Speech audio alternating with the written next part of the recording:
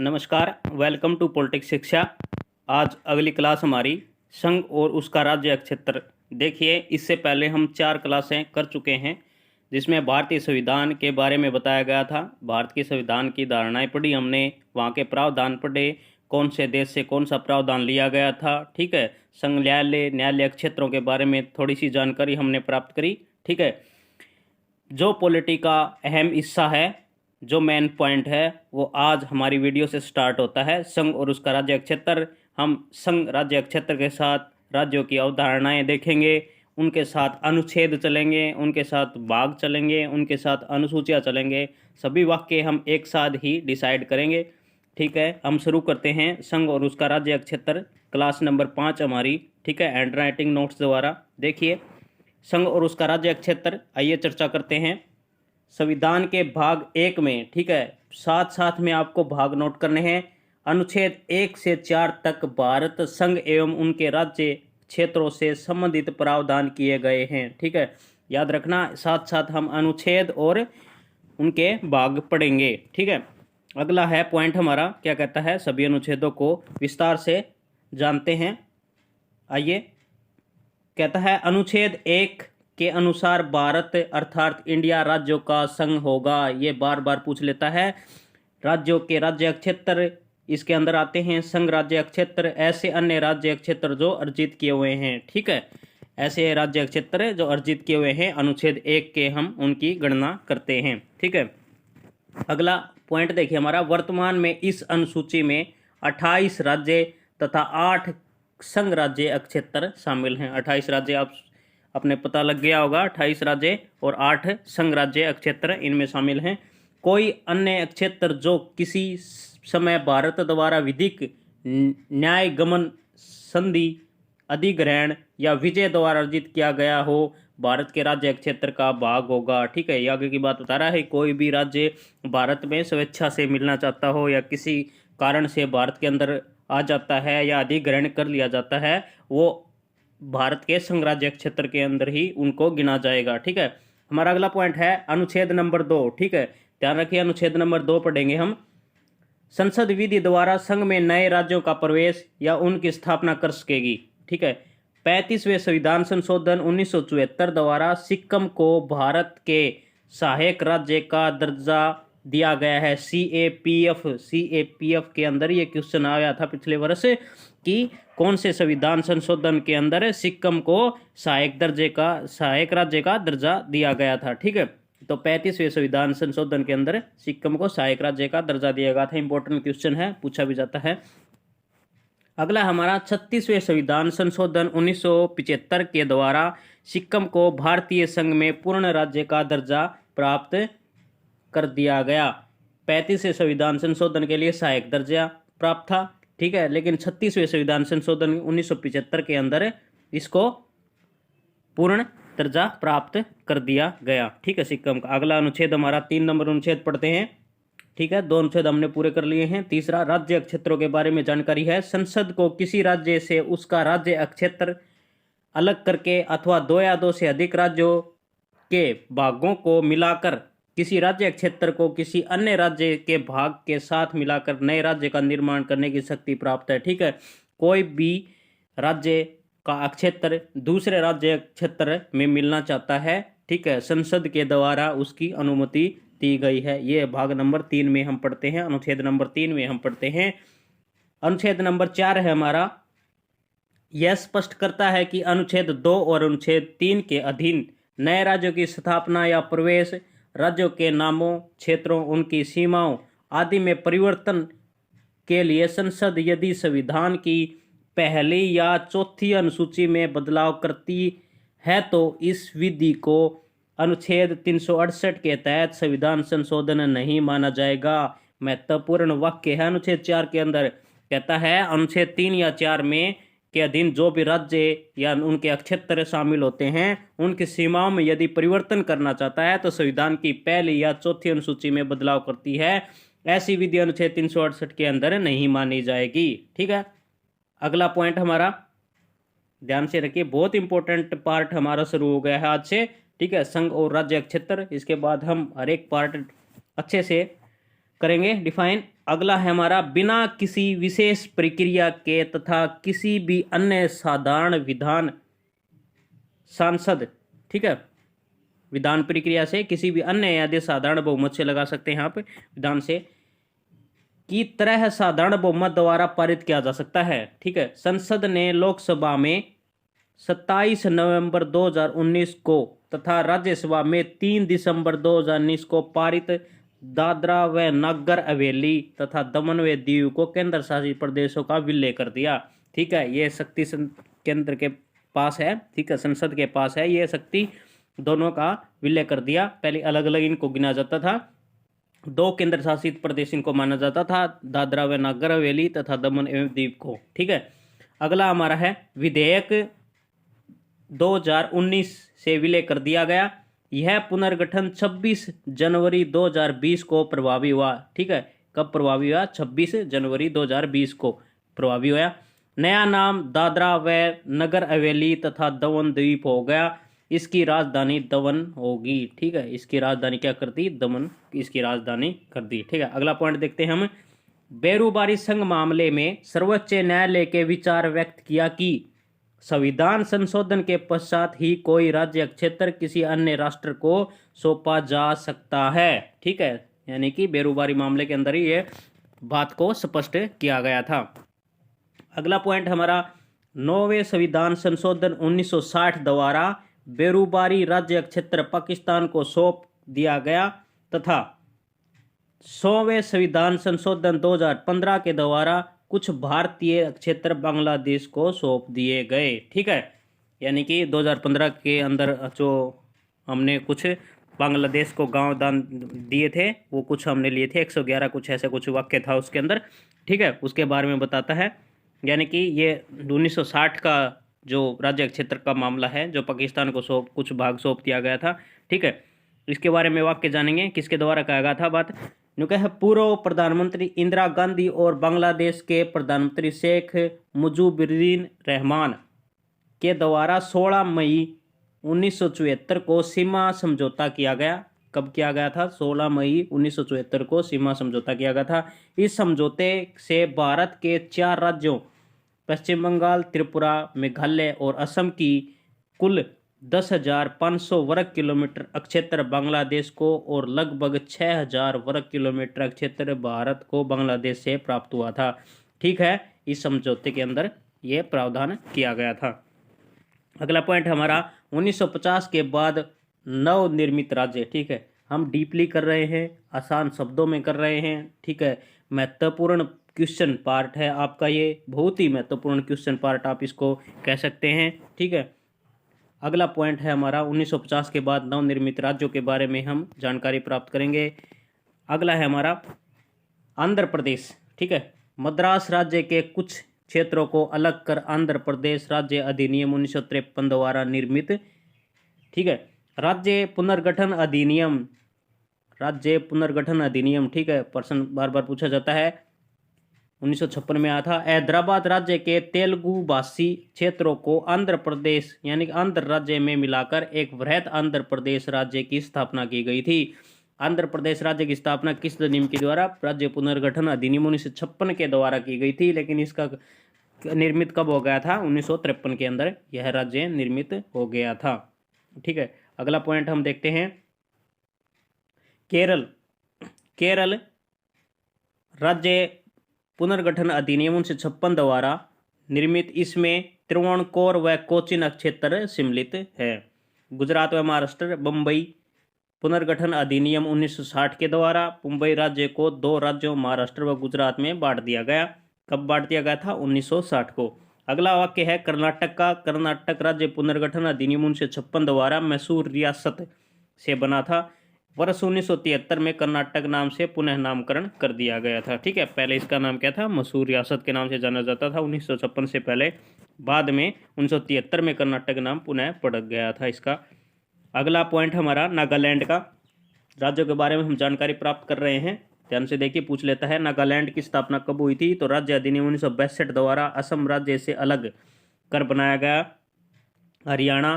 पंजाब पुनर्गठन अधिनियम 1966 द्वारा पंजाब और राज्य से अलग करके नया राज्य हरियाणा बनाया गया। यह भारतीय संघ का 70वां राज्य था। ठीक है, और संविधान संशोधन देखें तो ये 18वें संविधान संशोधन के तहत 70वां राज्य हरियाणा को बनाया गया था। ठीक है, विधेयक पास हुआ था ये। हिमाचल प्रदेश हम देखते हैं।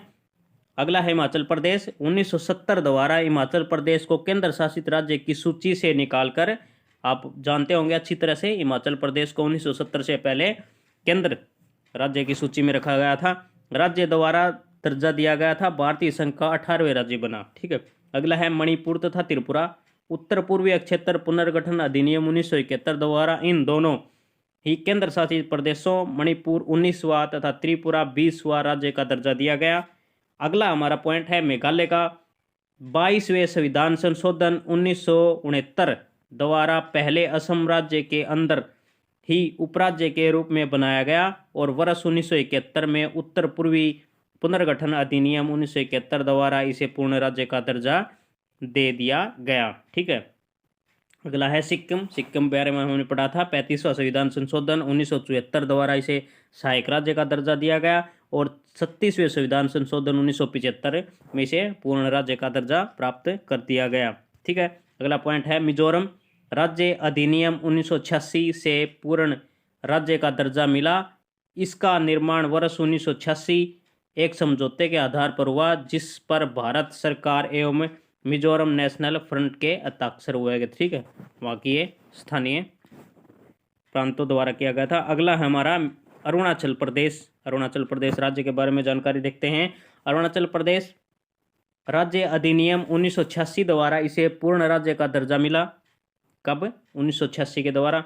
गोवा दमन व द्वीप पुनर्गठन अधिनियम 1987 द्वारा दमन व द्वीप केंद्र शासित प्रदेश से गोवा को अलग करके पूर्ण राज्य का दर्जा दे दिया गया, परंतु दमन और द्वीप को केंद्र शासित प्रदेश ही रहे। ठीक है, अगला हमारा छत्तीसगढ़। 1 नवंबर 2000 को, ठीक है, संविधान संशोधन अधिनियम 2000 द्वारा मध्य प्रदेश को विभाजित करके अलग छत्तीसगढ़ राज्य बनाया गया। भारत का 26वां राज्य था। ठीक है, यह भारत का 26वां राज्य बनकर सामने आया। अगला देखते हैं उत्तरांचल। ठीक है, ये पहले का नाम हम डिसाइड कर रहे हैं। उत्तरांचल 9 नवंबर 2002 को संविधान संशोधन, नहीं 2000 को ही है। ठीक है, तीनों राज्य 2000 को ही बने थे। संविधान संशोधन अधिनियम 2000 द्वारा उत्तर प्रदेश को विभाजित करके बनाया गया देश का 27वां राज्य। वर्तमान में इसका नाम उत्तराखंड है। ठीक है, पहले इसका नाम उत्तरांचल था, उसके बाद इसका नाम पड़ा था उत्तराखंड। अगला पॉइंट है हमारा झारखंड। 15 नवंबर 2000 को संविधान संशोधन अधिनियम 2000 द्वारा बिहार से विभाजित करके झारखंड बनाया गया। झारखंड को आप देखा होगा, बाकोरो स्टील प्लांट झारखंड में ही है। अगला हमारा पॉइंट है तेलंगाना। आंध्र प्रदेश अधिनियम 2014 द्वारा 2 जून को आंध्र प्रदेश विभाजित कर तेलंगाना भारत के 29वें राज्य के रूप में बना। ठीक है, राज्यों को विशेष दर्जा। आगे हम राज्य के विशेष दर्जा जिस राज्य को दिया गया है उसके बारे में जानकारी प्राप्त करेंगे। मोस्ट इंपोर्टेंट भाग है, किस किस राज्य को विशेष दर्जा प्राप्त किया गया है, किन कारणों के कारण। ठीक है, इसके लिए गॉडगिल फॉर्मूला आया था। गॉडगिल फॉर्मूला किसके लिए आया था? तो राज्यों को विशेष दर्जे के लिए। कहता है संविधान में गरीब तथा पिछड़े राज्यों को विकास के समान अवसर प्रदान करने के लिए विशेष राज्य का दर्जा दिए जाने का प्रावधान है। मतलब कि विशेष दर्जा क्यों दिया गया था? किसी भी राज्य को गरीब तथा पिछड़े वर्ग में उनका विकास करने के लिए स्पेशल राज्य का दर्जा दिया गया था। ठीक है, विशेष राज्य का दर्जा दिया गया था। इसके अंदर जो देखते हैं, पहला असम है 1969 को, नागालैंड 1969 को, ठीक है, हिमाचल प्रदेश 1971 को, ठीक है, मणिपुर 1972 को, मेघालय 1972 को, त्रिपुरा 1972 को, ठीक है, सिक्किम 1975 व 76 को। आपने अधिराज्य का दर्जा कब मिला था? 1975 को। पूर्ण राज्य में मिला लिया गया था 1976 को। 1976 के अंदर 36वां संविधान संशोधन। ठीक है, अगला हमारा है मिजोरम 1986 व 87 को, ठीक है, अरुणाचल प्रदेश 1986-87 को, उत्तराखंड 2001 को। ठीक है, ये कुछ राज्यों के विशेष अधिकार प्राप्त थे। ठीक है, अगला हम पढ़ते हैं केंद्र शासित प्रदेशों का गठन। केंद्र शासित प्रदेशों का गठन देखिए, ब्रिटिश शासनकाल में वर्ष 1879 में कुछ अनुसूचित जिले बनाए गए। बाद में उन्हें मुख्य आयुक्त के क्षेत्र के नाम से भी जाना जाने लगा। ठीक है, स्वतंत्रता के बाद इन्हें भाग गए तथा गए राज्यों की श्रेणी में रखा गया। वर्ष 1956 में 7वें संविधान संशोधन अधिनियम व राज्य पुनर्गठन अधिनियम के तहत इन्हें केंद्र शासित प्रदेशों के रूप में पुनर्गठित किया गया। कब किया गया था? वर्ष 1956 में 7वें संविधान संशोधन के बाद इनको केंद्र शासित प्रदेशों के रूप में गठित किया गया। अगला पॉइंट हमारा, बाद में कुछ केंद्र शासित प्रदेशों को पूर्ण राज्य का दर्जा मिल गया।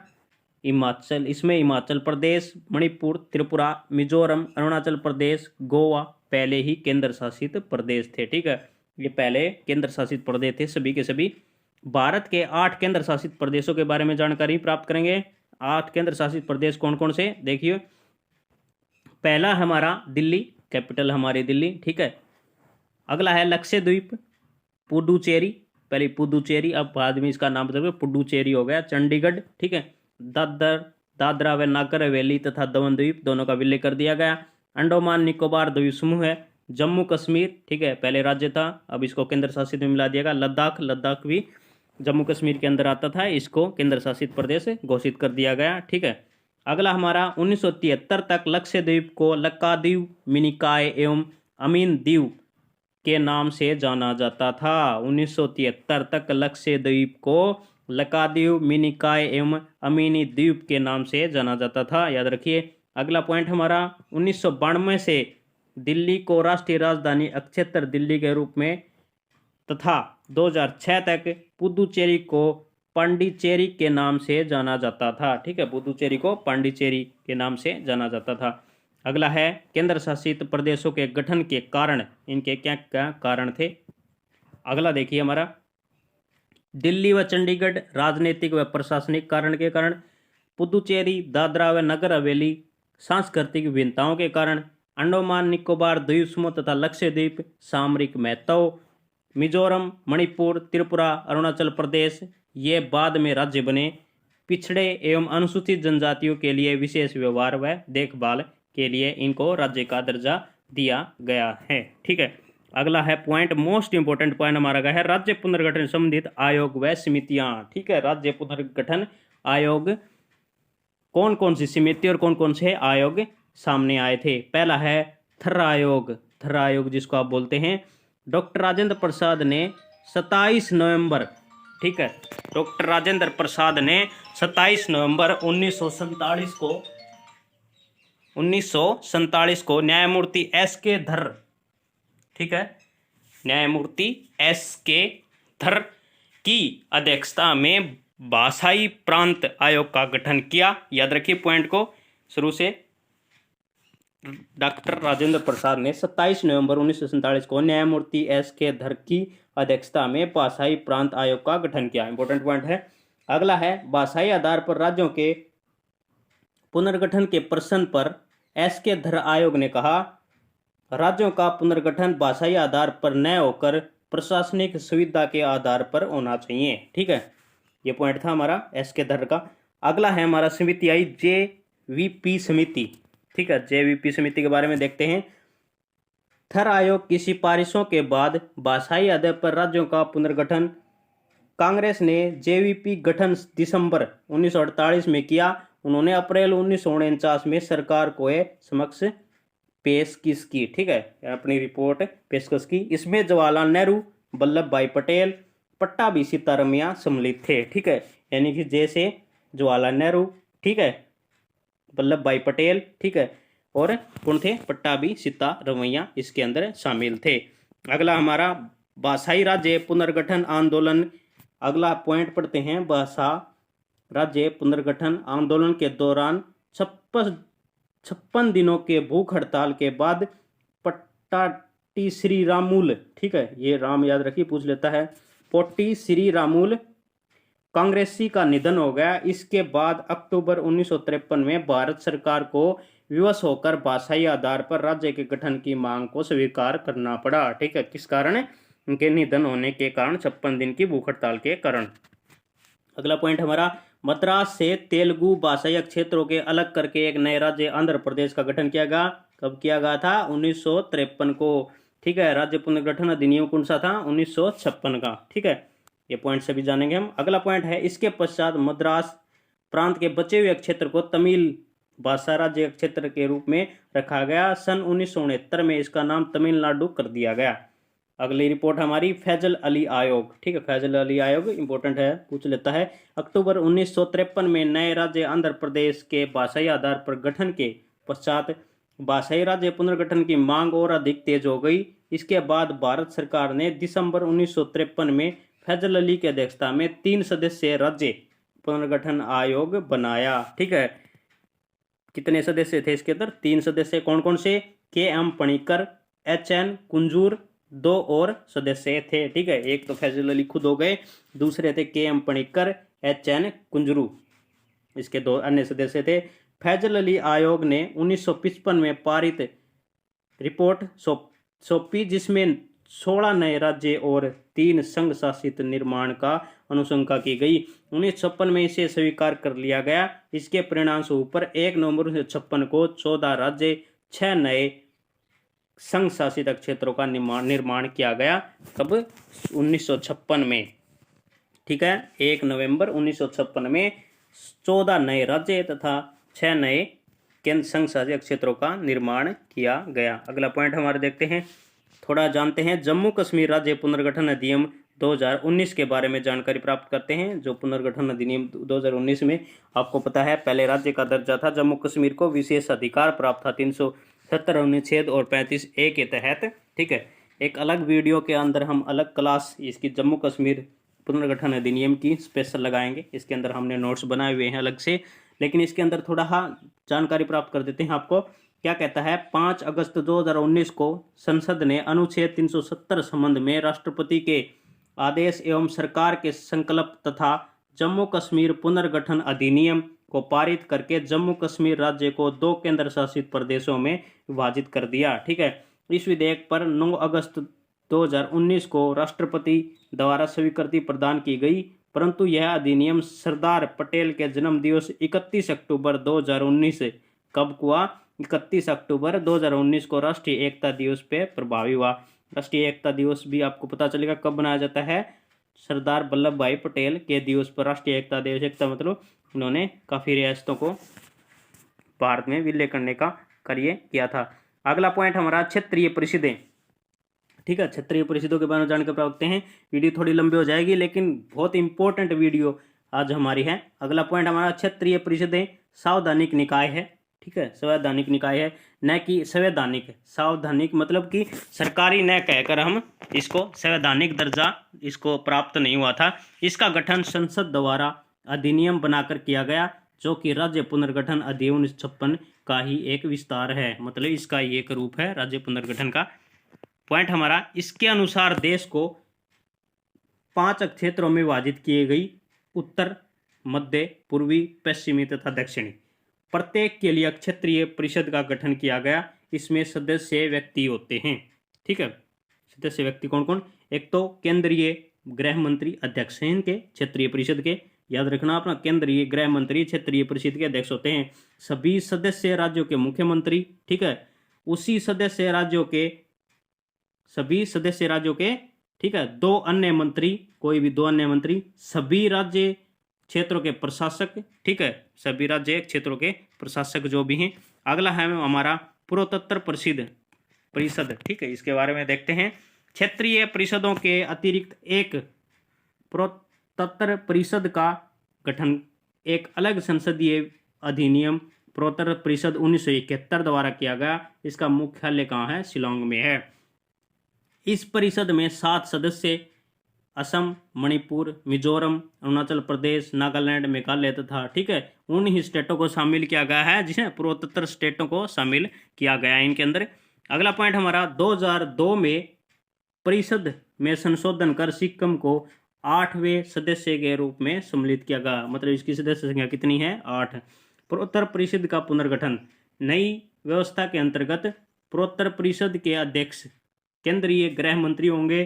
पूर्वोत्तर क्षेत्र विकास राज्य मंत्री, उपाध्यक्ष होंगे, ठीक है। पूर्वोत्तर क्षेत्र विकास राज्य मंत्री होंगे, उपाध्यक्ष होंगे। पूर्वोत्तर राज्यों के राज्यपाल और मुख्यमंत्री इसके सदस्य माने जाएंगे, ठीक है।